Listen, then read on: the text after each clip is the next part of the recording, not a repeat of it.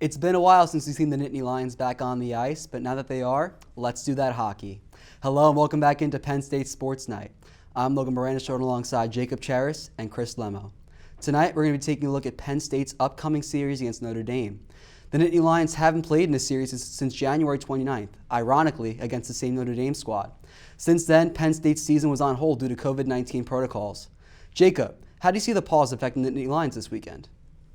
Well, as we know, hockey is a game about momentum, and you really don't want to go into a series, especially the last regular season series, cold, and that's what Penn State's doing right now. There are some pluses and minuses when you go on a long pause like this. Let's start with the pluses. Arnie Telvidia got hurt, and he is likely to return. Hopefully he will return because he was on a roll.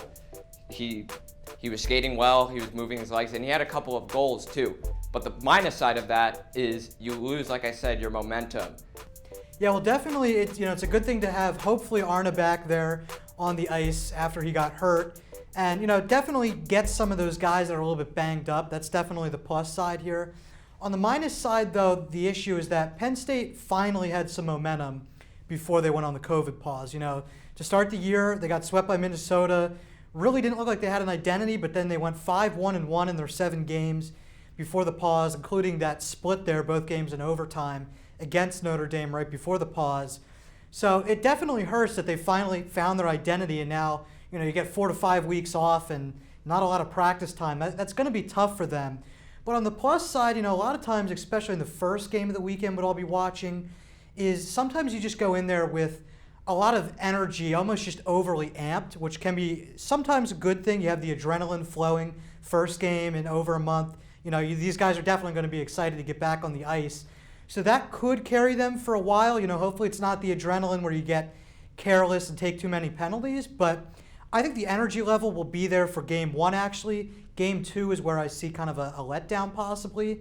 But yeah, it definitely hurts. And I think the other thing, we'll know right away if the chemistry is off because you'll be able to see it in the passing. If the passing is off, which I suspect it may be, you'll know that the chemistry just isn't there after a month off. The last time these two squads met, the Nittany Lions split the series with Notre Dame.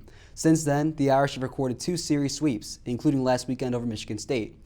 The team's goaltender, Dylan St. Cyr, is coming off back-to-back shutouts. So Chris, how do the Fighting Irish match up against Penn State?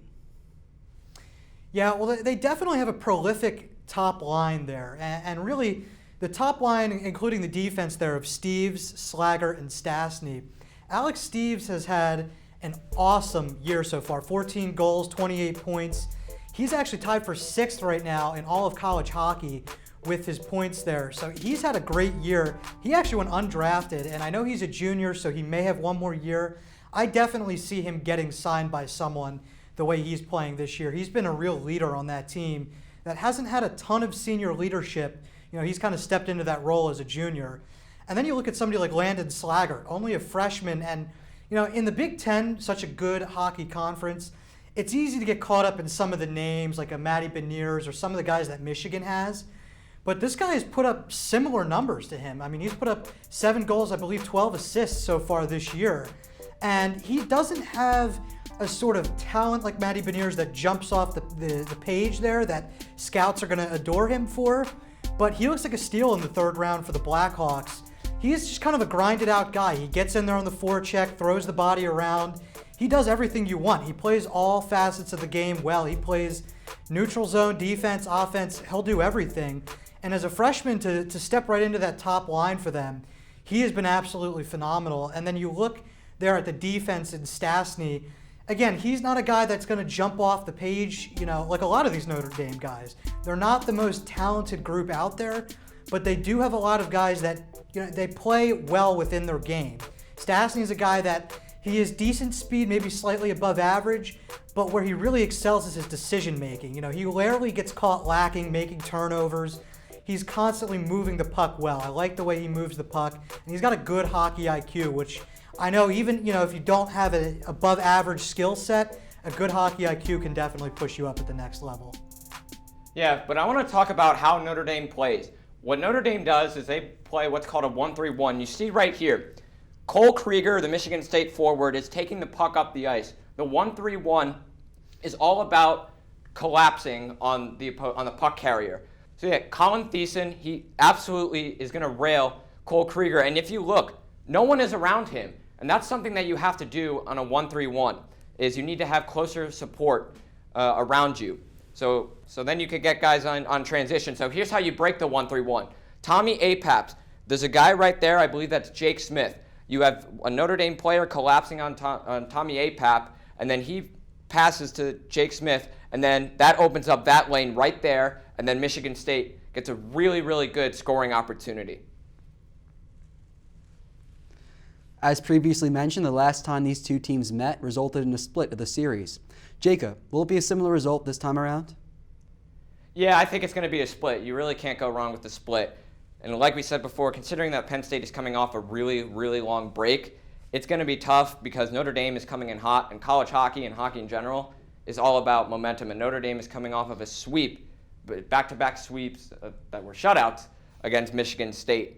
So, yeah, I'm going to say split. One of them might go to overtime, just like the last series. Yeah, I definitely see a split here. I guess if I had to lean one way or the other, I would obviously lean split or sweep towards Notre Dame.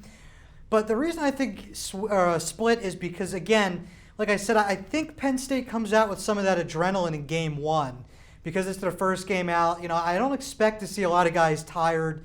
I actually think that game two is going to be more of the letdown, like I alluded to earlier, because these guys aren't used to playing back-to-back and having that sort of that tough, grinded-out mentality there. Because I think once you get kind of banged up after Friday night's game, they're not going to be used to having, no time to recover because they've had 4 weeks since their last game. So I definitely see a split here, and I think it's going to be a closely contested series like the last one was. And this will be pretty big in terms of deciding the Big Ten standings because right now, at least, Penn State has no more games on the schedule.